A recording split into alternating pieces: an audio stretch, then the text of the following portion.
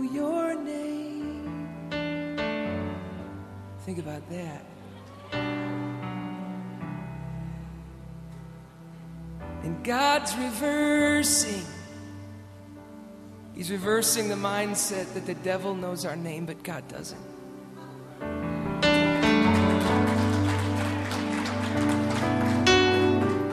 And he's turning it around to realize that the devil he's not worthy of the glory of being called omniscient and omnipresent and all-knowing. But God is, and he's our Father, and he never leaves us. There are some people that believe more that the devil never leaves us than that God never leaves us. And he's totally reversing it.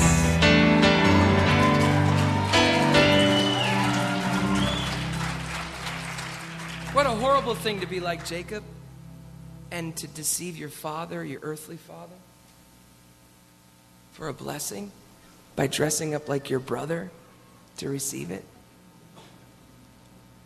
All along, knowing that your earthly father thinks you're your brother. So what did he feel like when he got away with that lie? You know, I've often thought about that, and this is kind of where the Lord's brought me. I got an ear infection. I haven't had one since I was 4 last week. So you can be praying for me. Ear infections are terrible, especially when you fly. You know what I'm saying? Oh. So, but I'm feeling better. I feel great. I'm really happy to hang out with you guys.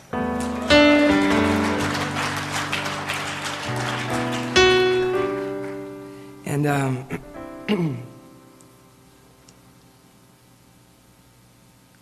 he hasn't forgotten your name. He doesn't even call you what the world calls you. Who knows? He might not even call you what your parents named you.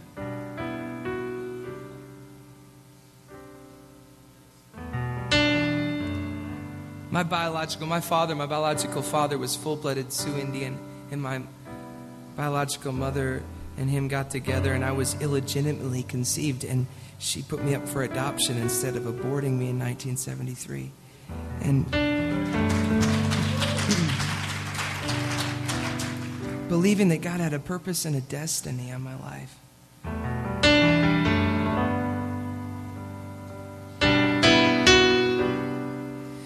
And so I'm going to get into another flow here in a second, but I feel like I need to stop and just let you get to know me.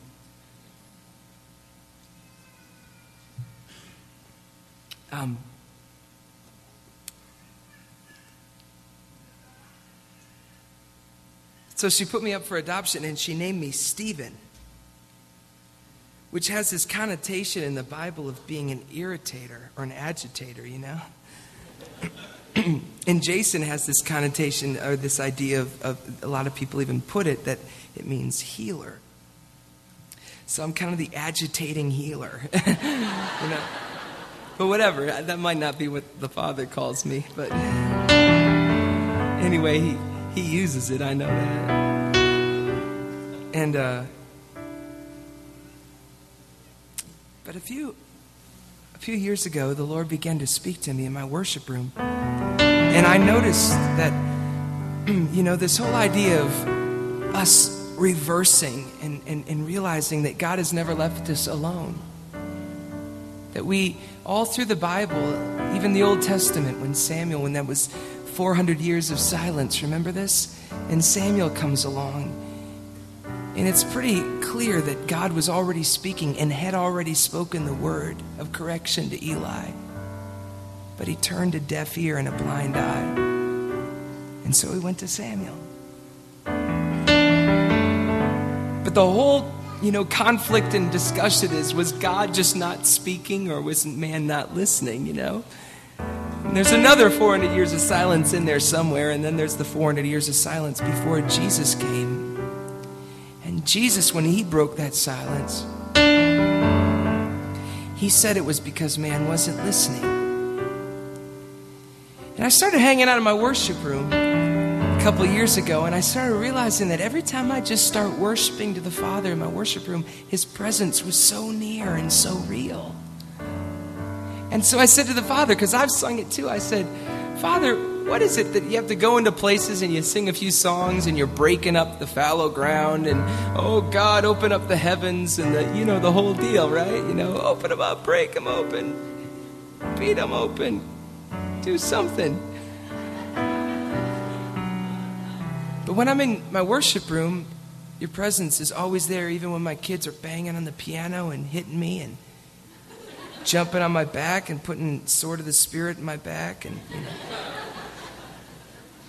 you're always there.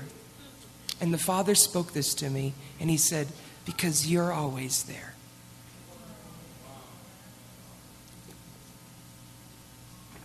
And I said, what do you mean? He said, the prayer of the heavens is not open up the heavens. The prayer of the heavens and the cry of the heavens and the intercession of the heavens is open up the earth.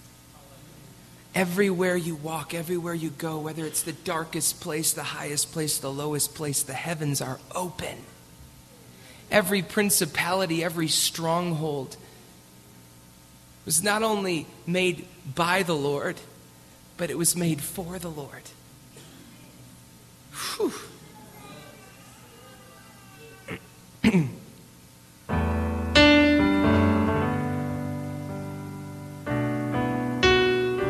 He has not forgotten your name.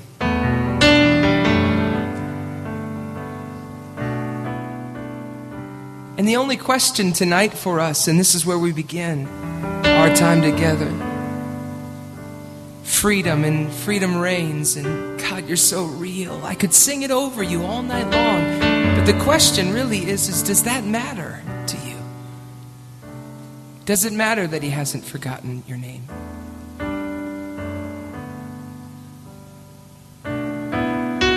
He told me, he said, Jason, I'm always proud of you.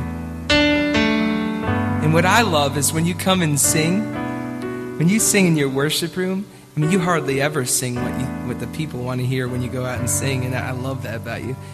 And he told me, but sometimes you do, and sometimes you open your eyes and you look at the people. But when you come in your worship room, you don't sing to me what people want to hear because there's nobody there. And you don't sing to me even what you think I want to hear.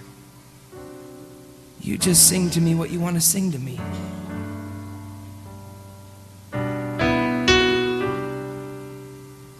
This may come as a surprise to you, but God would rather have you swear in his presence and be telling him the truth about the way you feel and cry out and scream from the depths of your soul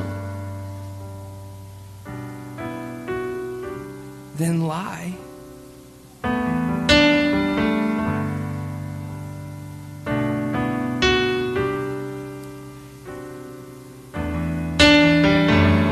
God doesn't want to hear you lie to him. He's like, don't patronize me.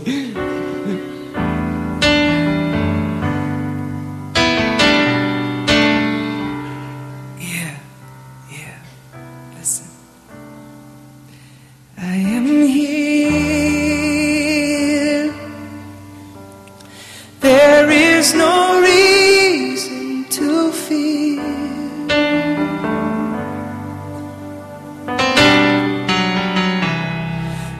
I am here. There is no reason to fear.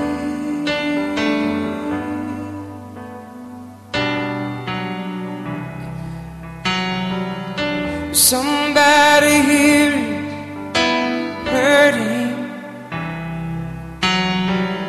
Somebody here is broken. Somebody here is waiting. Somebody